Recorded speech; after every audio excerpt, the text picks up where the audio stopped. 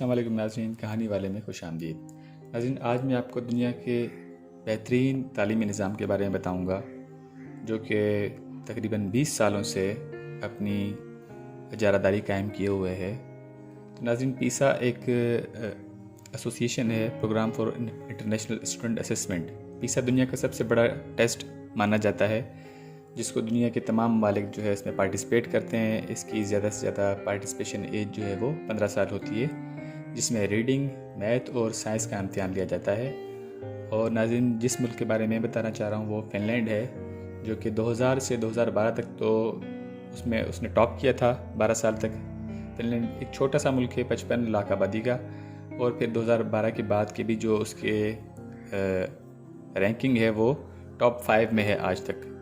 तो नाज़रीन, फ़िनलैंड ऐसे क्या करता है अपने बच्चों के साथ कि वो जो है वो टॉप 5 में रहते हैं दुनिया भर में। आज दुनिया पूरी जो है वो फ़िनलैंड के तालीमी निज़ाम को स्टडी करने जा रही है और कर रही है। तो सबसे पहले तो फ़िनलैंड ये करता है कि अपना जो बच्चा 7 साल से पहले तक वो स्कूल नहीं भेजते। 7 साल तक अपने बच्चे को सिर्फ घर में ही रखा जाता है कि वो अपनी दादी, नानी, वालदेन और रिश्तेदारों से सीखे, उनसे कहानियाँ सुने और खेले कूदे, शरारतें करे। फिर 7 साल के बाद जो है उसको स्कूल भेजा जाता है, जहाँ उसके लिए कोई ड्रेस नहीं होता है स्कूल का।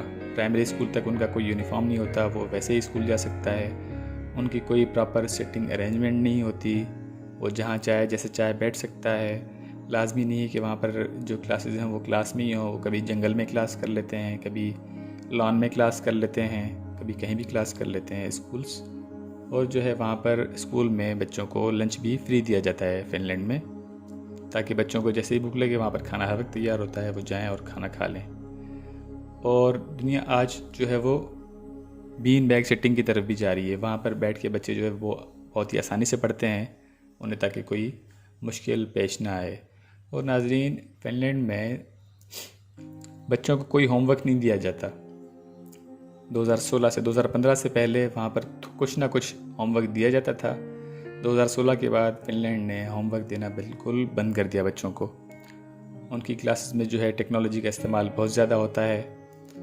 तमाम बच्चों को जो है वो टेक्नोलॉजी जो गैजेट्स हैं वो फ्री दिए जाते हैं, ताकि वो उन पे सीखें, पढ़ें और अपनी मर्ज़ी से उन्हें जो रियल लाइफ प्रॉब्लम्स हैं वो बताए जाते हैं कि उनके सॉल्यूशंस वो खुद ढूंढें। उनकी हर 45 मिनट की क्लास के बाद 15 मिनट का ब्रेक होता है। और एक और बात ख़ास जो कि हमारे यहाँ तो नहीं है, हमारे यहाँ A1 वाले अलग से बैठते हैं सेक्शन में, A वाले अलग, B वाले, C वाले अलग। वहाँ पर तमाम बच्चे जो है वो एक ही क्लास में बैठते हैं। ये वहाँ पर एक जुर्म समझा जाता है कि एक जो बहुत ही होशियार बच्चा है और एक डल बच्चा है उनको अलग अलग बिठाया जाए। ये फ़िनलैंड में एक जुर्म है। और तो और नाज़रीन, वहाँ पर जो शुरू की 6 क्लासेस होती हैं 6 क्लास तक, वहाँ पर कोई एग्ज़ाम नहीं होता।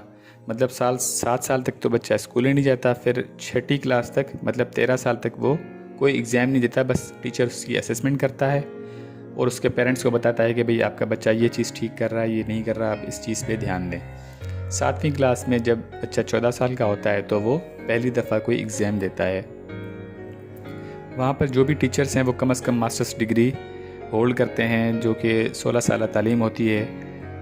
जो फ़िनलैंड के टीचर्स हैं वो दुनिया में बहुत ही हाई पेड सैलरी वाले लोग होते हैं, बहुत ही रिस्पेक्टेबल लोग होते हैं, जो कि रोज़ाना सिर्फ 4 घंटे काम करते हैं और हर हफ्ते 2 घंटे उनकी लाजमी प्रोफेशनल डेवलपमेंट की भी क्लास होती है। जो टीचर्स खुद होते हैं वो भी हर हफ्ते खुद कुछ ना कुछ सीख रहे होते हैं और वहाँ पर उन्हें किसी भी लॉयर या डॉक्टर से कम नहीं समझा जाता। फ़िनलैंड में टीचर बनना एक बहुत ही मुश्किल काम है, हर कोई बन नहीं सकता। हज़ारों वैकेंसीज़ जो है वो हज़ारों लोग अप्लाई कर रहे होते हैं टीचर बनने के लिए, लेकिन बहुत कम लोग बन पाते हैं। और वहाँ की ख़ास बात ये भी है कि वहाँ पर एक ही टीचर होता है जो एक क्लास के लिए होता है। जब 1 क्लास में बच्चों को एक टीचर दिया गया तो फिर 6ठी, 7वीं या मैट्रिक तक जो 10वीं क्लास तक होती है सेम टीचर ही बच्चों को पढ़ा रहा होता है। तमाम सब्जेक्ट्स जो है बच्चों को वही एक टीचर पढ़ा रहा होता है, चाहे साइंस भी वही पढ़ा रहा होगा, मैथमेटिक्स भी वही पढ़ा रहा होगा, इंग्लिश भी वही पढ़ा रहा होगा, बाकी जो भी उनके सब्जेक्ट्स हैं एक ही टीचर पढ़ा रहा होगा। हर 1 घंटे बाद जैसे हमारे यहाँ टीचर चेंज हो जाते हैं, वहाँ पर इस तरह नहीं होता। हर साल भी टीचर चेंज नहीं होता। स्कूल की जो टाइमिंग है वहाँ पर वो भी 3 से 4 घंटे होती है, जो प्राइमरी स्कूल की टाइमिंग है।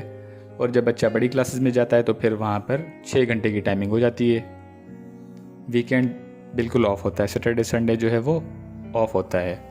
वहाँ पर बच्चों को पढ़ाई के अलावा जो है वो ऐसी स्किल्स भी सिखाई जाती हैं जो कि उन्हें ज़िंदगी में काम आएंगी, जिसमें जो है स्विमिंग है, ड्रिल करना है, कारपेंटिंग है, और मतलब तरह तरह की लाइफ स्किल्स उन्हें बच्चों को सिखाई जाती हैं। और एक आखिर में जो निज़ाम है वहाँ पर पढ़ाई का, जो दुनिया भर में राइज हो रहा है, फिनोमिनन बेस्ड लर्निंग, जिसको PBL भी कहा जाता है। इसका मकसद ये है कि इस प्रोग्राम के तहत बच्चों को कोई भी जो किताबों में प्रॉब्लम्स बताए जाते हैं, जो कि रियल लाइफ में प्रॉब्लम्स होते ही नहीं हैं, कोई भी बुकिश प्रॉब्लम्स बच्चों को नहीं दिए जाते, जबकि उन्हें रियल लाइफ प्रॉब्लम्स बताए जाते हैं कि उनको वो स्टडी करें और उनका जवाब दें। जैसे कि मिसाल तौर बच्चों को कहा जाए कि भाई इंसानों में जो है वो जानवरों की मोहब्बत कैसे पैदा की जाए, तो बच्चे पहले उस टॉपिक को जाके ख़ुद पढ़ते हैं, तो इस तरह उनकी स्टडी होती है। फिर उस टॉपिक पे एक पपेट शो करते हैं, इस तरह वो आर्ट की तरफ भी उनका रुझान बढ़ता है और उनकी जो लैंग्वेज स्किल्स हैं वो भी इसमें ठीक होती हैं। मतलब एक ही टॉपिक में वो 3-4 चीज़ें कवर कर रहे होते हैं। इस तरह अगर उन्हें कहा जाएगा कि भाई हमारी जो फ़िनलैंड की टीम है वो यूरोप का जो फुटबॉल कप है वो जीत नहीं पा रही, उसे कैसे जीता जाएगा, तो स्टूडेंट्स जो है वो पहले जाकर अपनी फ़िनलैंड की टीम को स्टडी करेंगे, तमाम खिलाड़ियों को स्टडी करेंगे, फिर जो यूरोप के सारे कंट्रीज़ हैं उनके खिलाड़ियों को स्टडी करेंगे। इस तरह उनकी जोग्राफ़ी की क्लास भी हो जाएगी एक तरह से, और स्पोर्ट्स की क्लास भी हो जाएगी।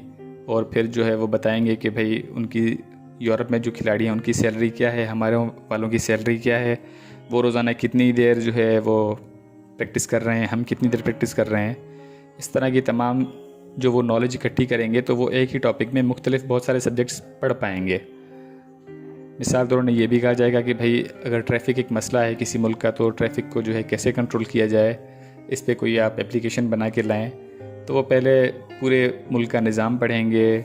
फिर उस शहर की में देखा जाएगा कि लोग कितने रहते हैं, गाड़ियाँ कितनी हैं, कितनी जो है वो उसमें ट्रांसपोर्ट पब्लिक होना चाहिए, और फिर उसमें ऐप भी बनाएंगे। इस तरह वो दुनिया पे अपना निज़ाम राइज कर रहे हैं। और इस वक्त जो है दुनिया के जो बड़े बड़े मुल्क हैं जो तालीम के लिहाज से बड़े हैं, वो फ़िनलैंड के इस निज़ाम को अपने यहाँ राइज कर रहे हैं। उम्मीद करता हूँ कि आपको ये वीडियो पसंद आई होगी। अगर आपको इस बारे में कोई भी सवाल हो तो आप नीचे कमेंट में अपना सवाल कर सकते हैं। मैं कोशिश करूँगा कि आपको बिल्कुल ठीक से जवाब दूँ और जल्द से जल्द जवाब दूँ।